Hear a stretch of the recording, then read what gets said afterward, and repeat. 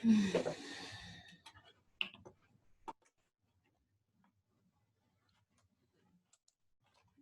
morning, everyone. We're going to go ahead and get started. Still about a minute before it's 9 o'clock, but I always like to start on time. I know our presenters are anxiously awaiting for their turn, but most importantly, welcome. My name is Jennifer Cowley. I'm the field coordinator for the Central Louisiana Instructional Partnership Program. Thank you for joining us today. Although we plan to have this at the NSU Sinlock campus, we are still excited to be able to bring this to you, but just in a very different format. So with that, this is our first year with the CLIP program, our first group of residents. We had 9 residents that are with us today. We do have a change in schedule, and that's later on today. Unfortunately, one of our residents is ill and will not be able to present, but that will just mean we have a longer lunch break. So that's okay. We hope she gets well. Our residents attended monthly meetings that were facilitated by the NSU CIS department. At this moment, I'd like to go ahead and introduce them to you. We have Dr. Perez Mira that is with us today. We also have Ms. Sarah Wright and Dr. Curtis Penrod. They led the group and they also purchased the technology for them, brought it to them, showed them how to use it, showed them what platforms to use. They received Chromebooks, Fire tablets, Lego, WeDo, robotics kits, and Raspberry Pi systems. So that was quite a bit of technology to receive. And so having this showcase is really going to hopefully display what it is that they learned and how they use these devices in their lessons. And of course, I'm going to stop right here and let Dr. Perez Mira introduce herself along with her NSU CIS team. Dr. Perez? Good morning, everybody, and thank you, Jennifer. First of all, I would like to say thank you to you, to Jody, to all the residents, and to, of course, Dr. Taylor and Dr. McAllister, because they have done this wonderful, wonderful, wonderful program, and we are very, very happy to be part of it. We really appreciate all the help and all the support that you guys have given us, and the opportunity to help you guys with this grant. Again, my name is Begoña Perez, and I am a... We probably do need to schedule that, and okay. Let's see. Let me get talking to Melanie about that. Hold on. There you go. We got somebody with a microphone open. There you go. So if I teach at the Computer Information Systems Department at Northwestern State University, and what we normally do is we teach all the computer classes from hardware to programming to cybersecurity to secure principles, all kinds, and of course also the basic ones like Microsoft Word, Microsoft Excel, and things like that. But the goal of this project, the goal of this grant was to help the residents. It was twofold. It was help the residents become comfortable with the technology and also help them see how the technology can be implemented into their lessons, into their daily lessons. So for that, like Jennifer said, we actually run one monthly meeting. The last 2 months, of course, we did a different type of it. We did it online, which was also the use of technology. So they have become very used to doing this through Zoom and through video conferencing, which is great. And during these monthly meetings, we had 2 excellent, wonderful, amazing professors that also went to teach those classes, that actually went and helped the residents. Dr. Sarah Wright, I think that she is here. Let me make sure that. Hello, I'm here, yes. There you go. Good morning, Sarah everybody. Wright and Dr. Curtis Penrod, which I don't see here yet. So Sarah, would you like to say a couple of words and introduce yourself, please? Good morning, I'm Dr. Sarah Wright. I was involved in teaching some of the technology to the CLIP residents. I had a really great time with them. It's a great group of people, and I'm looking forward to seeing what they have to present to you guys today. They've worked really hard, and like I said, it's been a pleasure to work with them. And that's about it. That's all I got.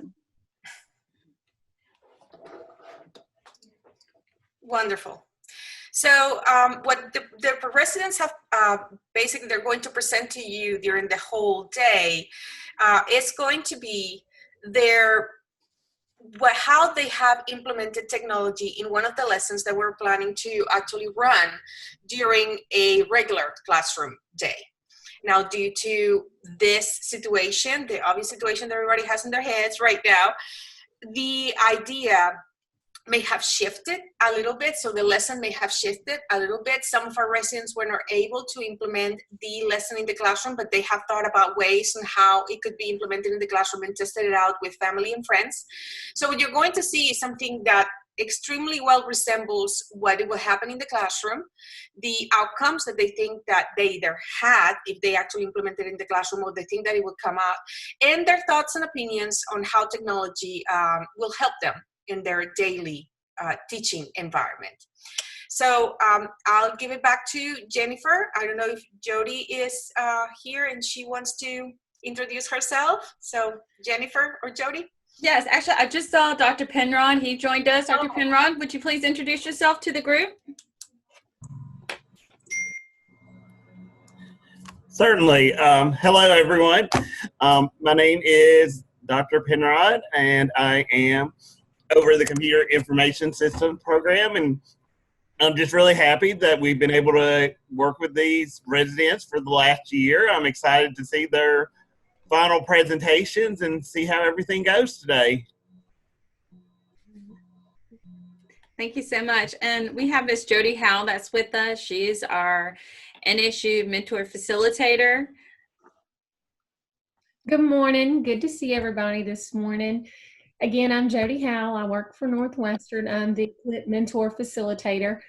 I am the branch between NSU, the education department, CIS department, and the Rapides Foundation.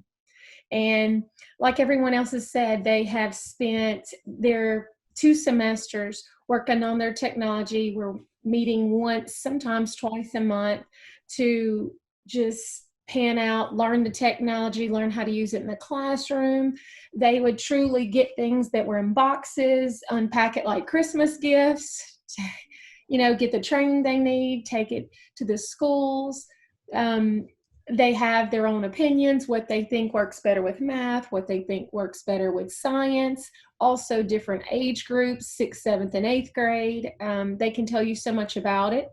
They, like I said, they have their personal preference, whether it be the Kindles, the Chromebooks, the Raspberry Pis, the Lego robots. But I mean, it's all technology going in the classroom, which I think is fantastic. Okay. Jennifer? Thank you, Ms. Howell. And of course, we have Dee McAllister with us from NSU, as well as Dr. Marjorie Taylor, the Executive Director for the Orchard Foundation. Do you ladies would like to introduce yourselves to the group? Good morning, everyone. I think I know I've met all of the CLIP residents, and I'm so happy to see some of the representatives from the parish here to showcase their final projects. I'm so excited for you guys in your final semester as we approach the end of your MAT coursework and then eligibility for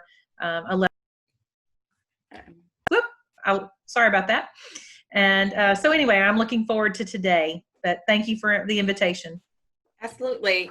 I think Dr. Taylor, she's multitasking right now, but I'm sure she'll pop in when she is able to, but she is here with us listening and watching. So first, we'll go ahead and get started with our very first presentation. We have Ms. Randy Roberts. She served as a resident for Rapides Parish at Brain Middle School. Her mentor teacher is Miss Amy Beth Albert.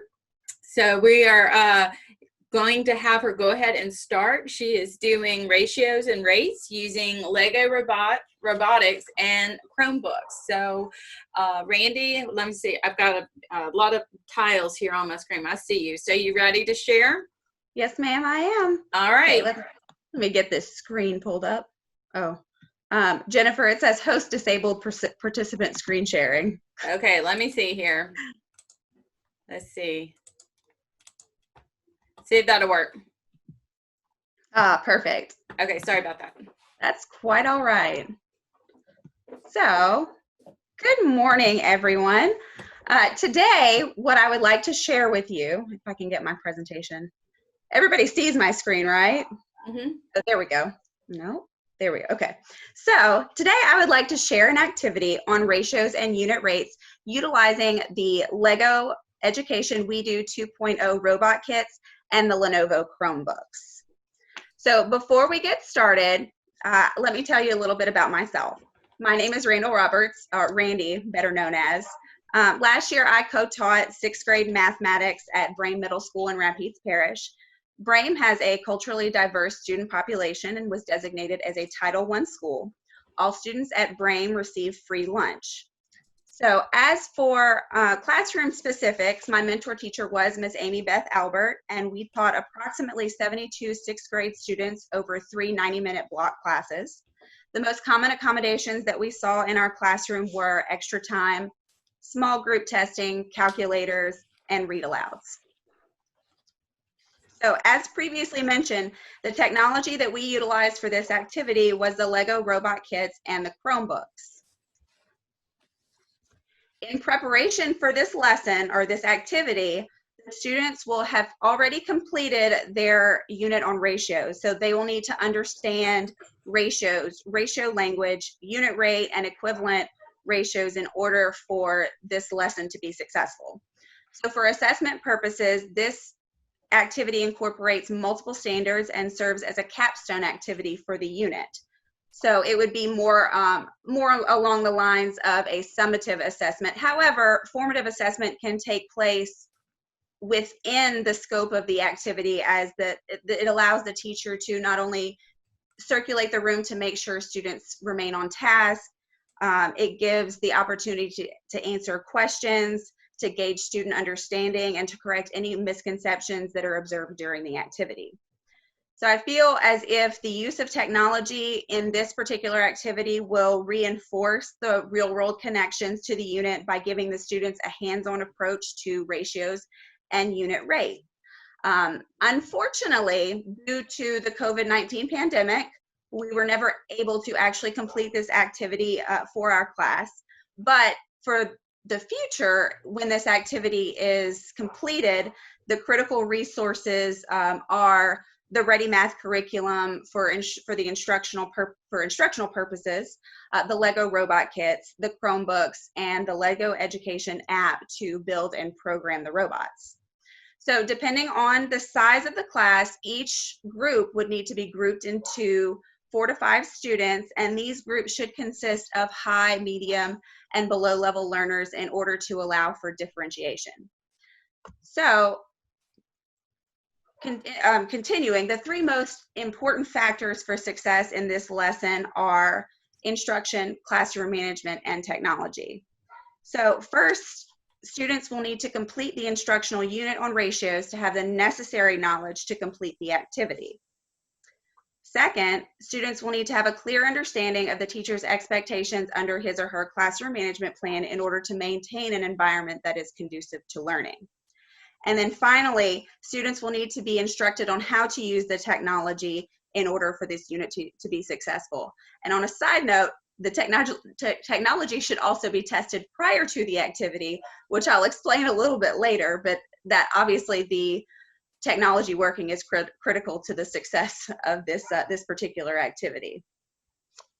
So moving into the lesson, as you can see, this particular activity incorporates a number of standards. Since it is a capstone activity, students will need to understand ratios and the ratio language that's used to describe the relationship between 2 quantities. They'll also need to understand the concept of unit rate, and then they'll be able to take this activity to solve the real world problems that are associated with rate and ratio reasoning. And then, as you'll see later, they'll be making tables of these equivalent ratios, and they'll be solving these unit rate problems. So it will incorporate a number of standards as a capstone activity. So our objectives for this lesson will be for students to create and program Lego robot race cars to test speed. These students will then use that data to measure and convert the speed into different measurement units using ratio tables. So for this activity, students will be expected to work together in their groups while adhering to the classroom procedures that have been previously established. And they'll be expected to test and record this data for the speed of the race cars, which will be converted into these various measurements. So introducing this activity to the students, when introducing the activity, it's important to make sure the students understand the technology. So many of these students are well versed in Chromebooks, and many of them may actually be avid Lego builders. However, the applications for the Lego education we do, robots and the app are quite a bit different than just, building a little Lego tower. So they will, the kits and the app will need to be modeled prior to the activity.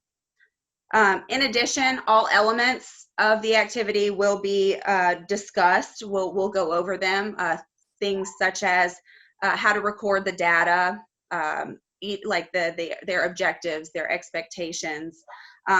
Then there is also the option you can show videos. Since we're testing race cars, you can pull up videos to show students race cars if they don't have much experience, to build that prior knowledge. And then I would like to, in my lesson, I would like to show students a video of what we have done in the past. And like, I'll show you guys in a little while a video of my own children doing it, but just to set them up so that they understand what they are to do prior to beginning the activity. So before they are released into their groups, we will make sure that they understand all of the materials that they will be given. So they'll have their Chromebooks, they'll have their Lego robot kits, but in addition, they'll have materials such as a tape measure and a stopwatch to measure the distance and to keep track of the time. So, and they'll be reminded how to use all of these things, and then of their expectations prior to being released into their pre-designated groups.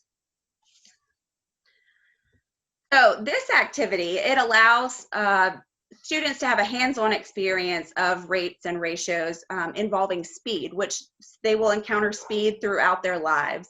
So I feel like that it's a really good opportunity for them to use a hands-on activity to make those real-world connections. Now, on to the fun stuff. So, as you can see, Chromebooks were utilized to build the race car.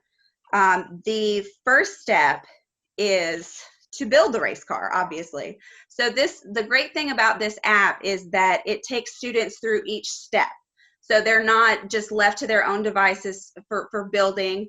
As you can see in this particular slide, my daughter, she's 9. She built it as well. So it's not too far out of the realm of possibility for even a younger student to complete an activity such as this, although they might need help depending on the calculations and what your goals and objectives are for this particular activity. So as you can see, the Chromebook took her through each step, resulting in the lovely race car that you see right there.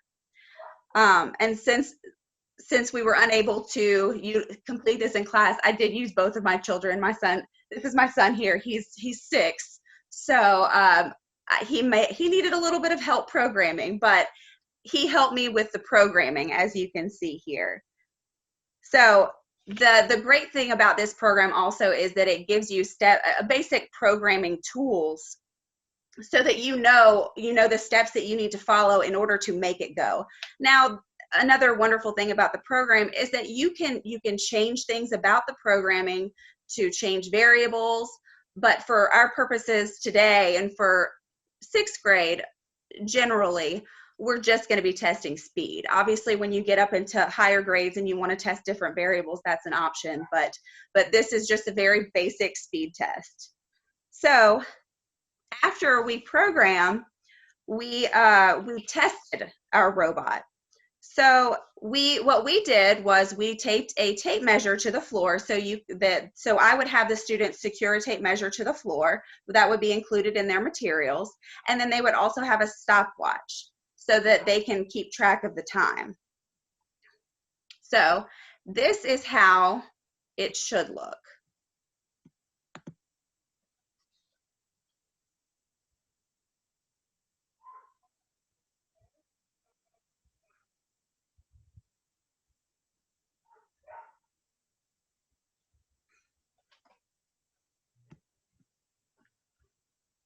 All right. Oh. So then after the students have it programmed and they're testing it, they will be given, they'll be given this prior to, but they will have a data recording sheet. They'll record 3 different attempts measuring distance traveled over a given amount of time. They'll be asked to do this 3 different times, at which point they will be asked to average or find the mean of their 3 attempts. So then this calculation will be used to convert to differing unit rates, whether it's per minute or per hour. Now, in the classroom, do things ever really go exactly as expected? No, they don't. Due to COVID, we obviously were not able to complete this activity in the classroom, but my children had a wonderful time building it. And, with the proper guidance, even at 9 and 6, they were able to successfully at least complete the build and the programming. So they would need additional help when it comes to calculations, but they really enjoyed it. Our first attempt at programming was unsuccessful, and I had to reach out for help, but we got it working. So again, troubleshooting is very important. It's very important for the teacher to understand how to troubleshoot these pieces of technology. And then again, like I said, we were unable to find any new findings necessarily because we were unable to complete it in class. Do I think that the lesson was effective in achieving the objective? I do, and I do believe that in a classroom setting with children of the proper age, I think it would be even more successful, and it would give students a wonderful opportunity to have a hands-on experience to make those real-life connections to ratios and unit rates. So, and as always, it's so important to make sure that your technology works and to make sure you have a great understanding of that technology before, during, and after, so that if your students ever encounter a problem, that you can fix it for them. So that is my presentation on Lego robots and unit rates and ratios. Thank you for listening. Does anyone have any questions?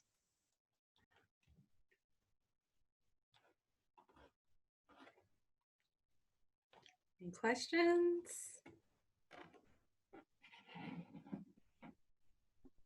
All right. Randy, I think you did really well. Tell me again, what is the age of your children? My children are 9 and 6. Okay, so it definitely tells us that with help, if a 9 and 6-year-old can do this, then junior high can definitely handle it.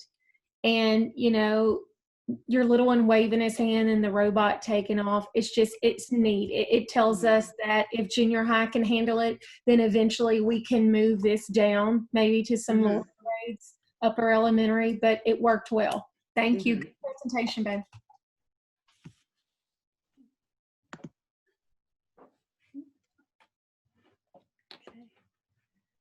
Well, thank you, Randy, so much. I appreciate that presentation. Next, we will have Mr. Blake Quayles. He is scheduled to start at 9:40. We'll give it just a little bit of time in case other people are wanting to join in. Give about 10 minutes for him to join. For anyone else not might be trying to come on. I'm trying to stick with the schedule in case people are trying to come in and watch certain things, because they do know what everyone is presenting. And so I don't want to get too ahead, but kind of stay as close as I can to the schedule. So just bear with us. Let's see, Randy, I did want to ask you a question. How often do you think you would use the Lego robotics kits? Was there any other kind of topics and you felt it could be applicable to? I'll be honest, I haven't looked much into. I'm sure there are other ways that it can be utilized in math. I did have a little bit of a difficult time trying to figure out ways to incorporate it in a math classroom, but I don't think it's outside of the realm of possibility. Okay. Residents that are on, any of you use the Lego robotics? Not that you're presenting it today. I think Randy is the only one that's doing that, but can someone else share an experience in which they used the Lego robotics kits? Kelsey, I think, is also presenting. She's science. Yeah, she's sick today and won't be joining us. She's the one that she texted me. She's in touch with her doctor. I hope she's I hope it's nothing too serious, but I know that she definitely attempted the Lego robotics from the very beginning and was really impressed with that. I know the resident that we did have in LaSalle, they had the like a technology club that they would do this in the evenings, and so using the robotics kits, they utilize that for that club and after school. So that's really exciting to see. So Blake, I'm going to go ahead. You should be able to go ahead and share your screen, and we'll get started here. Oh, Jennifer? Yes. I had a quick question for Randy. Sure. Just because it's Legos and, you know, they're all about innovation and thinking outside the box. Did your kids get prompted to do anything, you know, interesting during the exercise that surprised you? Did they come up with anything that was outside of what you had, you know, planned for? My daughter, she was actually trying to add colors. She was actually playing with the programming herself, and I was like, well, I mean, and it is. I think it's wonderful that even, you know, at 9, and I mean, I realize that children much younger than her play with Legos. We haven't really had a whole lot of Legos in our house. We had building blocks when they were young, but so she hasn't had a whole lot of Lego play in recent years. So I did love the fact that, you know, she wanted to play with the programming and that she wanted to try different things, because she's like, well, can we add music? And you can with this program. You can add tones, and, you know, you can make it go in different ways. You can make it go backwards. Actually, the first time we programmed it together, we got it to go backwards. So, you know, I love that you can play with the programming, and that even at her age, she wanted to play with it. So so it did surprise me a little bit that she did want to play with it. And you should have seen my son's face the first time he got it to move, because, well, the thing that we messed up was we when we first programmed it was we didn't realize it was a motion thing. And I had recalled that at some point there was a little something different about it. But anyway, when I reached out for help and we realized that it was a motion sensor that made it move, when I had him put his hand in front of it, his face just lit up. So he was so pleased with it, and he was so excited, and they both wanted to participate. It's not like they're like, oh, Mom, I can't believe you're making us do that. It was something fun that they wanted to do. Mm-hmm. My 4-year-old loves the Lego kits, and it's actually amazing. You know, we've played with them quite a bit at home as well. And I know that Kelsey used it, I believe, in her science content for plate tectonics and the equation simulator. But we used it in our class, actually just in our RTI after they had completed some of their homework. And the kids really enjoyed it. And I was really surprised how good they are at putting them together. They definitely beat me. And they are very interested in it. And then once you give them a basic command, they want to dive right in and try to find other things that it can do, just like Randy said. So it is a really good way to engage the students, definitely. All right, let's see, Blake, Mr. Quayles. I'd like to introduce Mr. Blake Quails. He is another Rapides Parish resident. He served his residency at Alexandria Middle Magnet School. His mentor teacher was Mr. Robert Hall. And we're excited also for him that he will be teaching at AMMS this coming fall, however that might look like, but he is on board with them. So we're very excited for him to be being placed at his school of residency. And so we'll go ahead, and Blake, if you're ready to start, it's all yours. All right, thank you. All right, can everybody see that all right? Mm-hmm. All right, so we're going to talk a little bit about technology in the middle school mathematics classroom and exactly how we were able to implement in the classroom where I taught this year. Just to kind of give you a little heads up of my presentation, a little overview of where we're headed, I'm going to give you a little introduction and background about me. We're going to talk a little bit about how we integrated the technology into a specific lesson, and then talk a little more about how that technology helped improve student engagement. Then I'm just going to share a few final thoughts with you regarding some things to think about when using technology in the classroom. So as has already been mentioned, my name is Blake Quails, and I was able to serve in Rapides Parish this year and had the awesome privilege of being at Alexandria Middle Magnet School, a school otherwise known as a school on the move. And it was just an awesome experience. Sat under the leadership of Mr. Robert Hall, and I feel very indebted to him because of all that he's helped me with this past year in developing and becoming an educator. And then also a great principal, Dennis Stewart. It's been an awesome journey.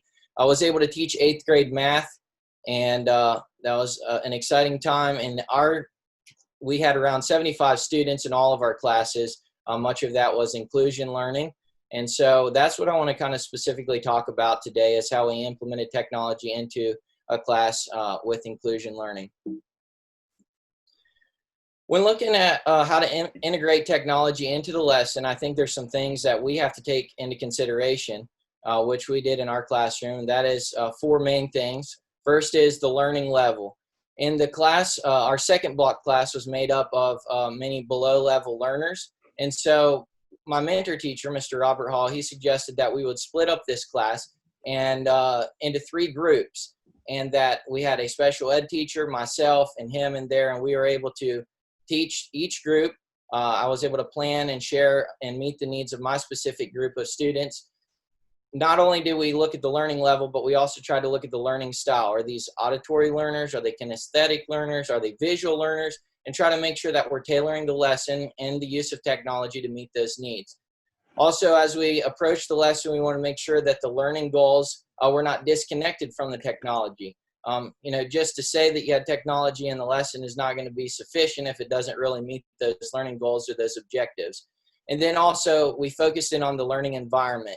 So in this class, our second block class, as I've already mentioned, we split them into different groups. So much of the instruction was small group instruction, which was, in many ways, it was very beneficial to the students because they got more one-on-one time with the teacher, and we were able to tailor to their specific needs the information that we were presenting and the content that they were learning. So part of the planning process, obviously our curriculum is changing, but last year was Eureka Math, and so we used that curriculum with Fidelity, of course. And part of that also in this process of teaching these students was communicating what we wanted them to learn. One thing I've learned over this past year that's super important is communication is everything. I learned just from personal experience that you have to be very specific in what you want them to do, break down the information so that they can understand, what we're doing, where we're headed in the class, and what we expect of them. So we made a lot of heavy use of the Chromebook technology in this specific class, and in actually many of our classes that I taught this past year.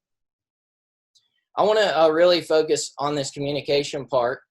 We would hand out roadmaps at the beginning of every week, which were tailored to our specific groups, and it gave them really, I mean, the title kind of sums it up, a roadmap for how we were going to navigate that class period, what they're going to be learning, what they're going to be doing, and when, and how, what it's going to look like. And I'm going to come back to that a little bit more in detail in a minute. Some of the interactive programs that we used with these Chromebooks, you may have already heard or seen, but they are new to me, but I'm a big fan of them. Things like Edpuzzle, Quizzes, Think Through Math, otherwise known as Imagine Math, and as well as Freckle. Edpuzzle was a very unique program that was introduced to me by my mentor teacher. It is a fantastic way of differentiating the learning. It's really an online source for video content that you can search specific to standards, you can search specific to topics, and it actually is kind of a platform that incorporates videos from different sources such as YouTube, Khan Academy, and as well Edpuzzle has their own videos. Part of the thing that I really like about this is you can take a video, let me say this, there's a library of videos that have already been created by other teachers. And as Harry Wong always said, you know, it's fine to rob and steal. We're all helping each other.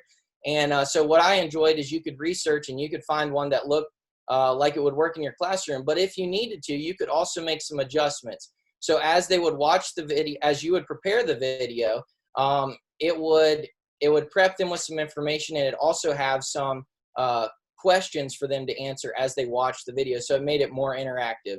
I'm going to show you just a short video clip so you can kind of understand what I'm talking about.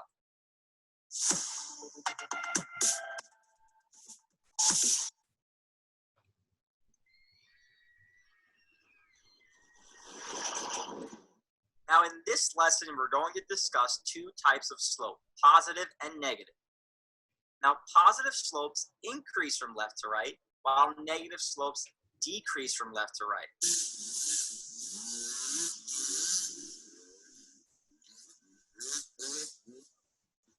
We will also be referring to slope in terms of what we call rise over run. So we have a line with points on the line. Now the rise is going to represent how many units up or down we have to move. And the run is going to be how many units left or right we have to move in order to move from point to point.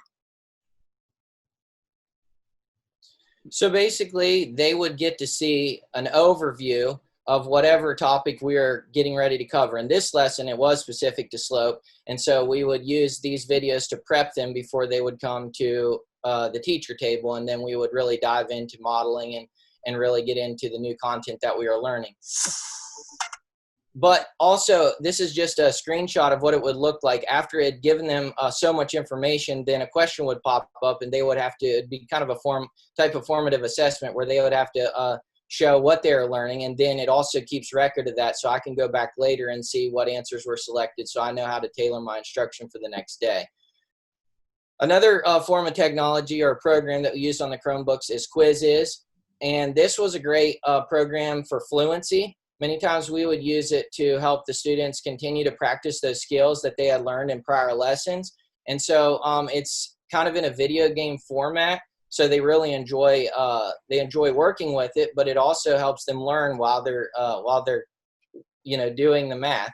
And also it keeps track of reports for you as well, so that you can figure out what they are learning or where the weak points are that you need to address. I'll show you another video again that kind of outlines exactly how this works. So the cool thing about this program is you can actually assign it as homework, which they can do it at any point in time. It gives them an access code, or you can do live games where they compete against each other. And I'm sure as all middle schoolers enjoy that competition, and so it really helps the learning process and student engagement.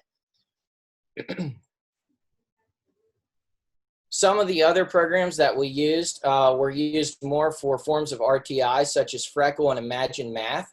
And I love these programs because you can actually make pathways based on a standard. For instance, if you're working with scientific notation or linear equations, you can actually tailor that pathway, and it'll first do a benchmark assessment, and then it'll put them on a pathway to continue helping them practice and move up levels as they progress on these pathways. Also allows you to see detailed reports. And again, that's really great for teacher purposes so that you know where these kids are at all times, and you can tailor your instruction to meet their needs.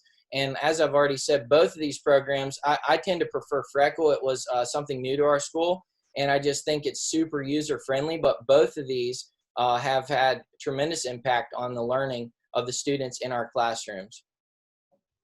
So going back to the roadmap, I mentioned we will talk a little bit more about this. This roadmap actually tells the students, again, we give it to them at the beginning of the week, and it tells the students what's going to be happening on each day. So they would get it, and it would have a sheet for Monday through Friday. My group would start at the technology station, which would be stations tables 7 and 8.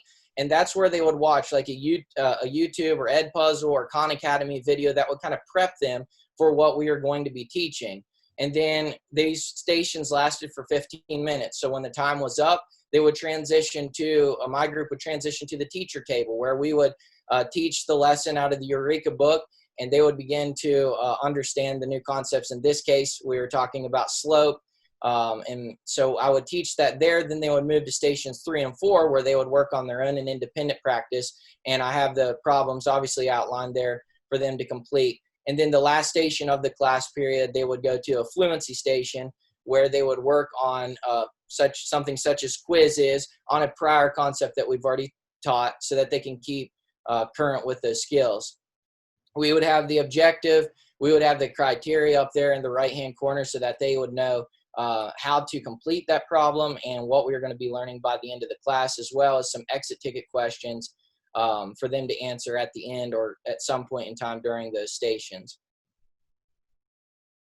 So just a couple final thoughts that I've, has really impacted me over this past year when merging technology in the classroom. And that is this: number one, we have to be specific and intensive in planning.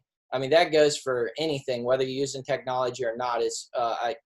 I guess I didn't realize it as much when I first stepped foot in that classroom, but now looking back, I see how much planning is so important to the lesson.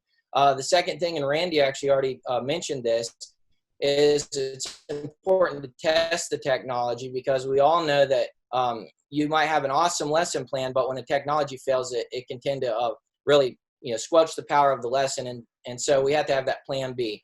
And that leads me to point 3. We have to be flexible. If it doesn't work, it's not the end of the world. There's tomorrow, and I have learned that students are very forgiving, and they're very nice, but we have to be flexible and ready to implement that plan B. Then number 4, I believe this with all my heart, that we have to let our assessment drive our instruction. It's not enough to just get up in front and keep teaching and just covering information, because if the students aren't learning it and they're not understanding it, we're not doing them the proper service that they deserve. And then 5thly, I've learned that I have to be reflective. What worked, what didn't work, and figure out what I'm going to do about that and make the changes that need to be made. And so that concludes my presentation for today on our use of Chromebooks in the mathematics classroom. And I don't know, I don't know if anybody has any questions for me. Feel free.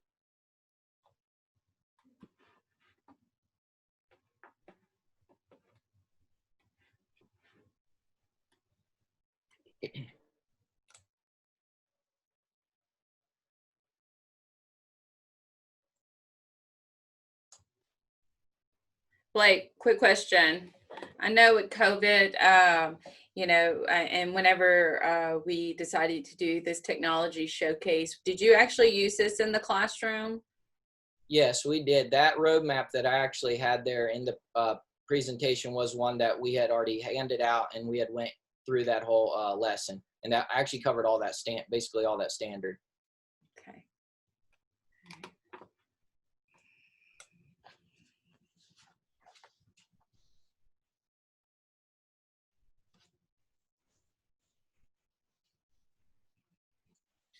Like, tell me how your students responded to mashup math. They love the videos because obviously, I mean, most kids are into technology anyways, and a lot of these I think seem to respond better to visual. And so they really enjoyed that. And it was great for them, but it was also great for me because I could go back and pull those reports and those questions that either I created or another teacher. Many times I did create mine because even though a teacher would have a video, I just didn't feel like it was either teaching it the way that I wanted them to learn it. And so I would create those questions. And then I could go back in those reports and say, okay, you know, they got it on the first 2 or 3 questions, but question number 4, you know, they're not understanding this part of slope. They're not understanding this specific concept. So tomorrow when I get ready to teach, before we get into the new content, I can kind of clean up that misconception before I move to the next. And they really seem to respond well to the videos, Mashup Math, YouTube, Edpuzzle, whatever it was. Good job, Blake. I definitely like the fact that you looked at what they were weak in or what you needed to touch on before you went on to the next lesson. I wish a lot of other teachers would do that, because that's where the gap comes between students and teachers, and you know, their miscommunication, and it can cause a lot of gaps. That is one of the key things that I like to hear from you. Rapides will be glad to have you. The students will be glad to have you, because you've got to have compassion and you want to close those gaps to keep those learning. Good job, Blake. Thank you.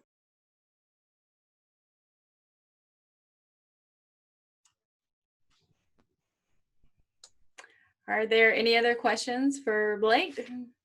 Anyone? No, we're moving right along, which is a good thing. So we'll go ahead and move on to our next presenter is Miss Kimberly Wilson. She is another Rapides resident. She served her residency at Tioga Junior High. Her mentor teacher was Miss Jessica Paul. So go ahead, Miss Wilson. You go ahead and share your screen and start when you're ready, okay? Okay, thank you very much. Give me just a second to make sure I put it on full screen mode. Okay. Okay, so this is utilizing Chromebooks to access Amplify Science. And like Ms. Jennifer said, I did have a really awesome mentor teacher, Mrs. Jessica Paul, that was highly skilled and highly effective teacher. And I was able to observe her and learn a lot from her this year. So we taught 7th and 8th grade, well, actually, forgive me, we taught 7th grade science and social studies. Our class sizes ranged from 28 to 31. We had 3 core classes with an RTI and an exploratory, so 83 total students. We did teach 7th graders only, and we had read aloud and extended time. Our classes did not incorporate inclusion. So the technology that we utilized was Chromebooks and Amplify Science. And before I go any further, I'd just like to show you a short introductory video for Amplify Science.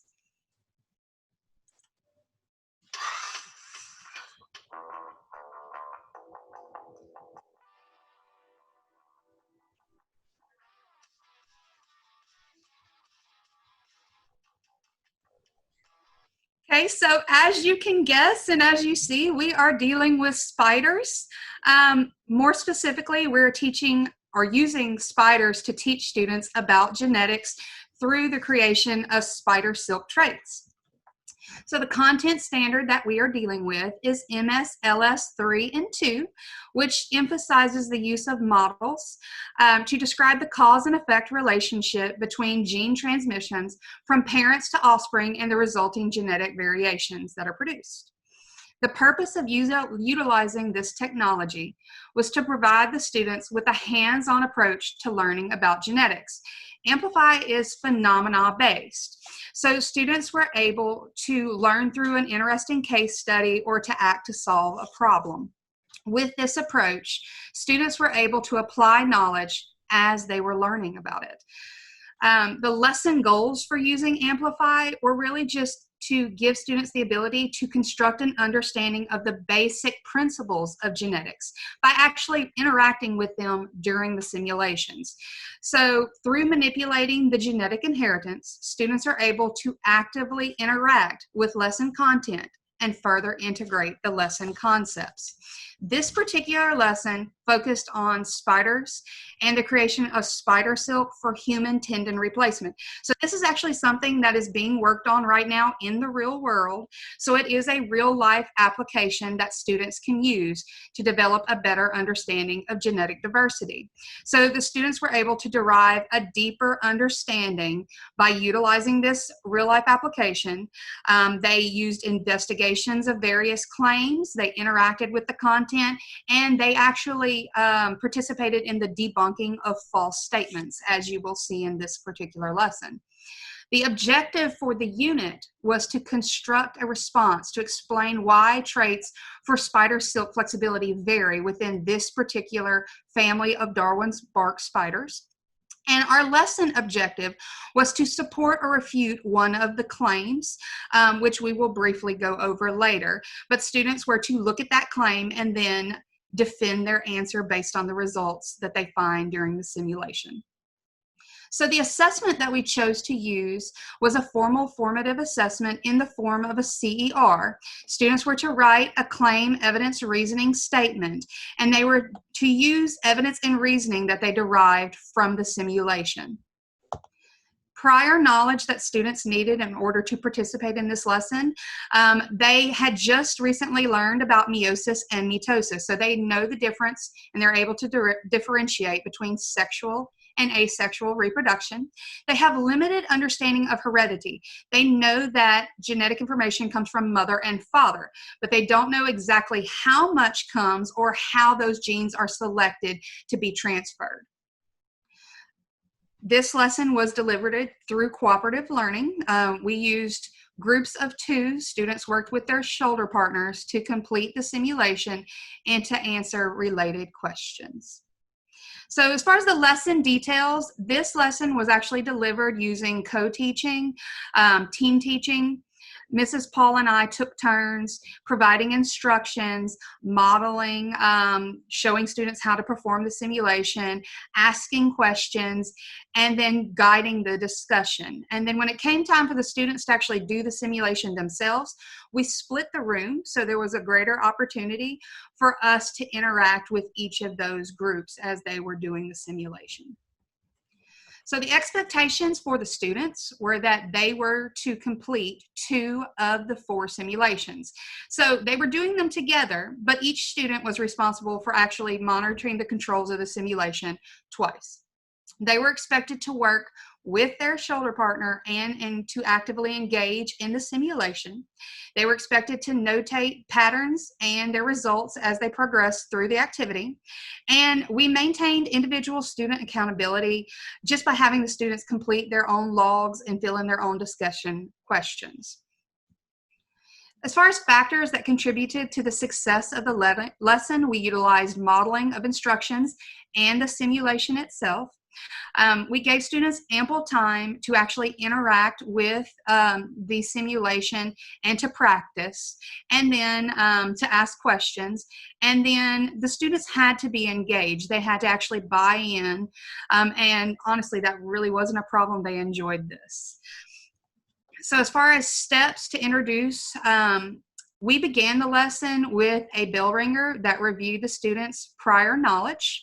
And then afterwards, we did a discussion and we utilized questioning to further activate their prior understanding. And then we did a review of the case claims. And these are the case claims for the unit that students are actually going through and trying to debunk to find the truth. We are focusing on claim 2.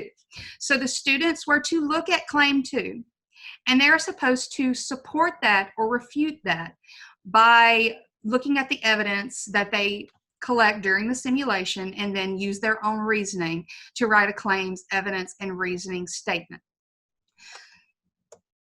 So as far as the modeling, like I said, we did provide practice with this simulation in a previous lesson. This was not the first time that students actually interacted with the simulation, so they knew how to control and how the simulation worked. We did an example on the board prior to the activity just to refresh the students' memories. We allowed time for them to ask questions, and the instructions for the simulation remained on the board at all times. So if the student had a question, they could raise their hand and ask us, or they could look to the board if they needed to know the next step. So this is just a picture. You can see the 6 adult spiders that the students were looking to breed. And the different features here at the top. I think you can see my mouse. And we are looking for this lesson, we looked at silk flexibility. So this is an example of an evidence log that students were actually to fill in and complete. This is the 2 that partner A would, the simulations they would run, and partner B, and then they would notate their results here. And then this is just showing the mating pairs and the comparison of their gene versions. And then the creation of the sex cells, the sperm and egg cells. And then the offspring that are actually reproduced. And then we're going to look at this spider right here. She has a high silk flexibility trait. And you can see right here, these are the proteins moving within the cell and the genetic versions. And then you can see the difference between those proteins versus a medium silk spider's proteins. You can see that they are not as flexible because honestly, they look more like a comb than they do a banana. That's the way that the students were able to distinguish between the two. And it was very interesting because we allowed them to make those classifications and to decide what it looked like and how they thought the proteins interacted to make them stronger or more flexible. So as far as the discussion questions, this was after the simulation. The students had to look at these 3 questions and utilize their reasoning to try to answer these and to get kind of deeper to the truth to answer whether they were going to support or refute that claim. As far as the review of expectations, the lesson did progress as we expected it to. The students were very engaged. They had a lot of fun making spider babies. There were no last-minute adjustments. The students actually found out that if they use the mutation function, they can make various kinds of spiders and all kinds of different traits. They had a lot of fun with that. But they actually found out that if they did too many mutations or combinations with mutations, they could actually kill the baby spiders. And that was a very interesting thing to happen because that started the whole conversation of, can that happen in real life? As far as classroom management techniques, we did use guided instruction with modeling. We used a stopwatch for time management, and we used attention please to gain the students' attention throughout the activity. Real life applications, like I said, the students worked as researchers to solve a real life problem. They're trying to figure out how to produce highly flexible spider silk for human tendon replacement. So students were able to actually take that information and apply it to their own lives, to their own genetic inheritance. They were trying to figure out where they got genes to figure out their eye color. They were saying, my dad has blue eyes and I have blue eyes, and how does that happen? And it really got the students really thinking and engaged in the material. And they were able to see genetics in action by actually creating genetic variations. As far as the adjustments that were needed, I did interact with the Chromebooks and Amplify several times prior to the students engaging in it, just to try to find any issues that existed. The Chromebooks did require a little bit of modification because they did not connect to the school network as easily as the school-owned technology. However, once we figured out the alteration that needed to be made, we just made sure that the students, we had particular students or specific students that worked with those computers. They knew what to do, they knew how to troubleshoot it, and it did not become a timing issue. And we reviewed and selected activities on Amplify Science. Amplify has very detailed lessons. It's supposed to build upon student learning and reinforce prior knowledge as the lesson progresses. So in a nutshell, that means that they're supposed to be taught in a series. However, based on our needs and our scope and sequence, the timing for this unit, we did not have time to go through every lesson.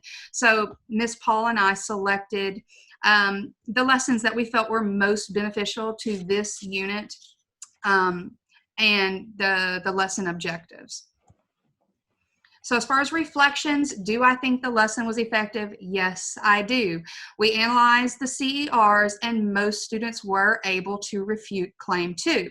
They were able to see and understand that only one gene comes from each parent and that they are randomly selected. How do I know that the technology was effective? The students were actively engaged. There were no disruptions during the class, so they were able to actually participate in a student-led activity, which was inquiry and application based, and they were actually able to interact with that lesson content. So I do feel like that they gained a lot from it. They were asking a lot of critically, deep thinking questions. The only thing that I would do differently is that I would have allowed them additional time to go in and actually work with the simulations. I would have liked to have let them choose a specific trait or a specific offspring that they would like to produce, and then try to find that optimal gene pairing. Unfortunately, due to COVID-19, I was not able to get any pictures of the students interacting with the simulation, but I do have a very short video just to kind of give you a better idea of what they actually experienced. So this is the 6 adult spiders, and you can see their features here. And this time we're going to select bristles. And we're going to look at Otis, who has sparse bristles. You can see the movement of the proteins and the gene versions. Okay, and then we're going to look at Anne. And Anne has dense bristles, and you can see those gene versions and the movement of the proteins within the cell. So we are going to look at moding Otis with Anne. So we're going to pick up Anne, and we're going to bring her to Otis. And you see a side-by-side comparison of their genes. And we're going to hit create reproductive cells. And then we're going to see the production of those sex cells. We're not going to mutate this time. We're going to go to randomly fertilize. And you can see the random fertilization take place. And the spider offspring that are produced. So students would look at each of these, make their observations, similarities, and differences, and then notate those observations on their activity log. Okay, so that is the end of my presentation. Does anybody have any questions for me?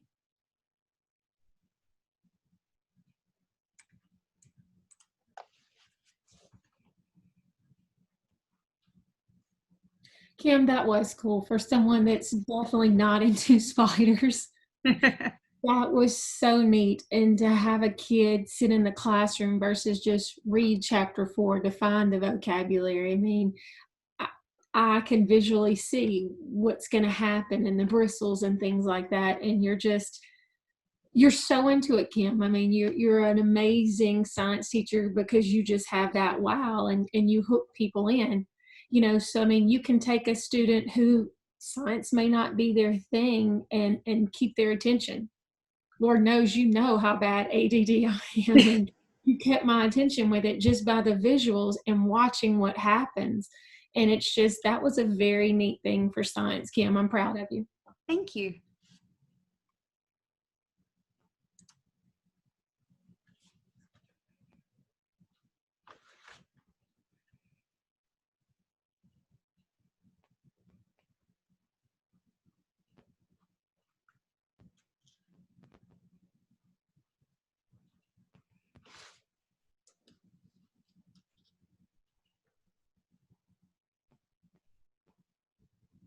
And Kim, while we're waiting on everyone, I want you to talk to me about the Kagan strategies. How did you feel that they were effective? Tell me how you implemented them in the classroom, because I think that was one of the workshops that you guys liked the most. So talk to me about that in science classrooms. I absolutely love Kagan. Miss Jessica Paul, it implements it in most of her lessons, and it is very engaging. The students love it because, you know, sometimes they don't always want to put themselves out there. So if there's a question that they don't really want to, you can tell that they're kind of hesitant, you can give them like 30 or 60 seconds to talk to their shoulder partner so that they can kind of share those ideas, get some feedback, and then kind of form a better understanding of what they want to say. But it works extremely well. We also used one called Showdown, and that's where, you can really see a good formal, it's not formal, it's an informal formative assessment where students hold up whiteboards. They all hold them up at the same time. And as the instructor, I can tell where everybody is based on what they're holding up. So you ask a question, they hurry up and write it down, and you say showdown, and then they all hold them up at the same time. And it's very engaging, and the students find it really fun. Yeah. It is. And like you said, that's a very quick, informal assessment. I mean, you get immediate feedback from them right there.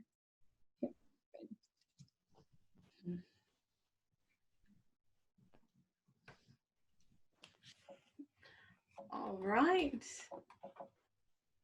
Let's see. Okay, so our very next presenter is Miss Nicole Robinson. Nicole, are you ready?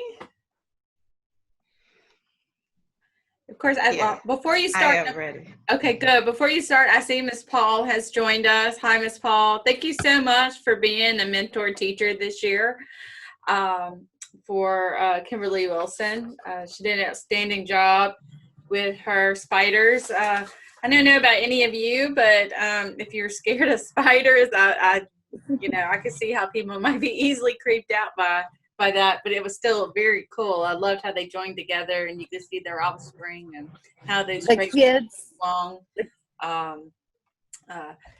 That's kind of hard for them to even really think about. I remember teaching 5th graders about genes and trying to explain that concept to them, and here you have something where they can actively do that and see it, and I think that's really cool. I like science, and so I find that students, if you approach them in the right way with science, they fall right on in and do enjoy it. So once again, we're moving along. We are ahead of schedule. So, I want to go ahead and just continue with this and keep moving on.